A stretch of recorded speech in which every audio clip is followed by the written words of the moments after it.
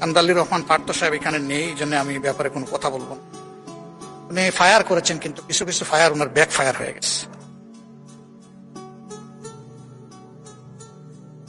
জনাব সালাউদ্দিন আহমদ সাহেব অত্যন্ত বিজ্ঞ লোক। আমি যতদূর জানি তিনি আইনের ছাত্র ছিলেন। আর আমরা ফেসিবাদের আমলে দফায় দফায় সেই আইনের নামেই আমরা ফেসিবাদের ভিকটিম হয়েছি। ওনার পজিশন একজন জ্ঞানী মানুষ হিসাবে, আর আমাদের পজিশন একজন বুক্তা হিসাবে। আমরা ভোগ করেছি, ভিকটিমাইজড হয়েছি আমরা। উনি ভাগ্যবান। না না, আপনিও আরো বড় ভিকটিম হয়েছে, এটাও আমি স্বীকার করি। আমি সবসময় স্বীকার করি যার যেখানে যে অবদান।